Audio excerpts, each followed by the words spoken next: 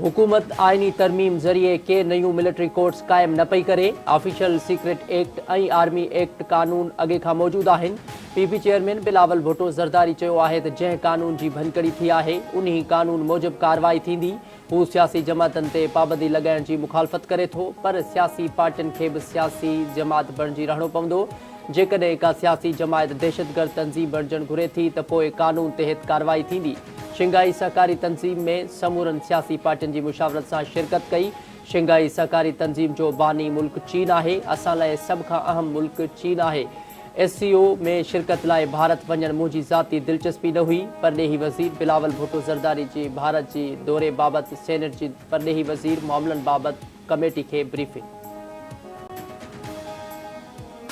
इमरान नियाज़ी जथा है, उन्होंने ऐसे ममालिक जिनके बारे में वो कहते थे कि उन्होंने साजिश की उनकी हुकूमत हटाने के लिए, अब उनसे अपीलें कर रहे हैं, उनसे मदद मांग रहे हैं। 13 और 14 अगस्त 1947 को आज़ादी की नवीद सुनाई और पूरी दुनिया ने सुना, उसको राख कर डाला। जो इसमें मुलव्वस पाए गए कतन कोई रियायत नहीं की जाएगी।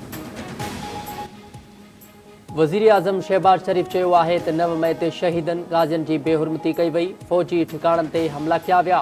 तारीख़ अहिड़नि वाक़िअनि खे कॾहिं बि विसारे न सघंदी। दहशतगर्दी जे ख़ात्मे लाइ अज़ीम सपूतनि क़ुर्बानियूं ॾिनियूं। शहीदनि पंहिंजा बचा यतीम करे मुल्क जे लखे ॿारनि खे यतीम थियण खां बचायो। शहीदनि जी क़ुर्बानियुनि सां पाकिस्तान अॼु महफ़ूज़ हथनि में आहे। दहशतगर्दी जो मुकमल सफ़ायो कयो वेंदो। क़यामत ताईं अहिड़ो वाक़ियो ॿीहर कॾहिं थियण न ॾींदासीं। वज़ीर आज़म शहबाज शरीफ़ army chief general Syed Asim Munir सां गॾिजी आर्मी क़ब्रिस्तान में शहीदनि जी यादगार ते हाज़िरी भरी ऐं गुल निछावर कया।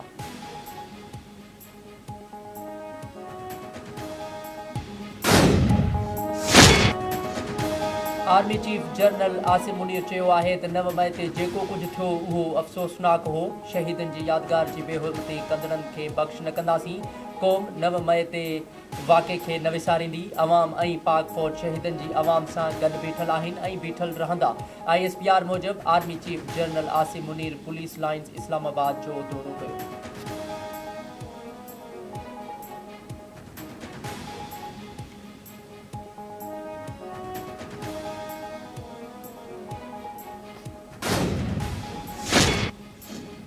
Supreme court audio leaks commission क़ाइमु करण ख़िलाफ़ दरख़्वास्त ॿुधणी लाइ मुक़ररु करे छॾी। चीफ जस्टिस उमर अता बंदियाल जी सरबराही में 5 रुकनी लार्जर बेंच अॼु ॿुधणी कंदी।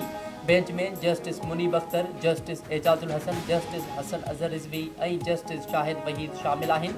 ऑडियो लीक्स कमीशन ख़िलाफ़ सुप्रीम कोर्ट बार जे सदर आबिद ज़ुबैरी दरख़्वास्त दाख़िल कराईंदे कमीशन क़ाइमु करण वारो नोटिफिकेशन कलदम करार ॾियण जी इस्तदा कई हुई।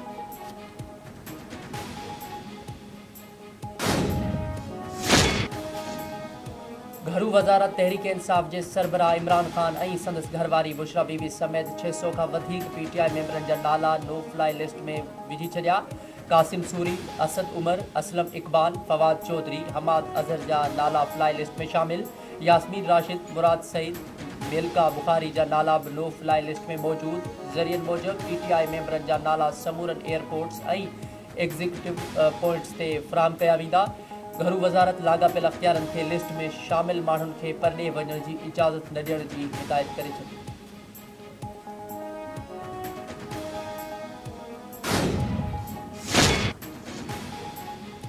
PTI जी तॾावेड़ जारी। मुसरत चीमा ऐं संदसि मुड़ुसु जमशेद चीमा बि PTI खे अलविदा करे छॾियो। मुसरत चीमा चयो आहे त काश वस में हुजे त 9 मई जो ॾींहुं पंहिंजी ज़िंदगी तां ड्राहे छॾे हा।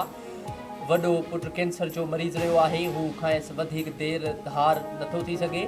जमशेद चीमा चयो आहे त गुज़िरियल 12 महीननि में जेको बयानियो ठहियो उन में सीनियर क़यादत ऐं इमरान ख़ान शामिल आहिनि। उन बयानीअ सबबि जेको माहौल ठहियो उन जी इंतिहा 9 मई जा वाक़िया बणिया। सियासी जमात जो कारकुन जेकॾहिं पुरअमन नाहिनि त तरबियत में नुक़्स आहे। हू पंहिंजी इहा नाकामी क़बूल कनि था। मलिका बुखारी ऐं डॉक्टर हैदर अली पिणु PTI छॾण जो ऐलान करे चुका।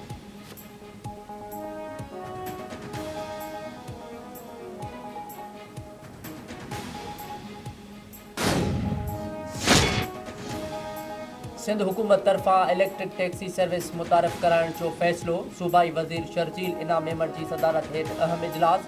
ईंदड़ माली साल में आवाम जी सहूलत लाइ 500 नयूं बसूं ख़रीद करे पीपल्स बस सर्विस में शामिल करण जो फ़ैसिलो कयो वियो। हैदराबाद के इलाइक़े हटड़ी खां खिसाना मोरी ताईं पीपल्स बस सर्विस जो नओं रूट शुरू करण जी हिदायत। शर्जील इनाम मेमण हिदायत कई त नओं रूट जो ट्रायल 3 ॾींहं अंदर शुरू कयो वञे। कराची में समूरियूं बसनि खे आवाम लाइ रोडनि ते आंदो वञे। बेकअप में बीठल बसनि खे बि आवाम जी सहूलत लाइ फौरी तौर फ़ाल कयो वञे। 15 जून ताईं सिंध हुकूमत खे वधीक 20 बसूं मिली वेंदियूं।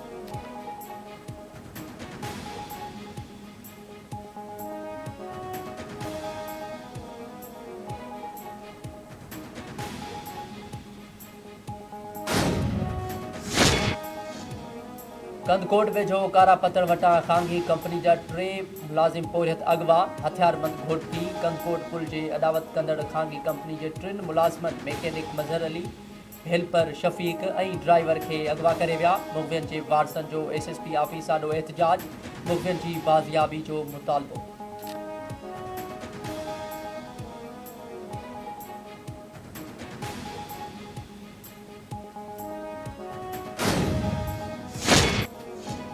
सिंध हाई कोर्ट के चीफ जस्टिस पारां कंदकोट मां नींगर समरत कुमार के अगवा वारी वीडियो सोशल मीडिया ते वायरल थियण बाद नोटिस वरतो। IG सिंध SSP ऐं सेशन जज कश्मीर कंदकोट खां रिपोर्ट तलब।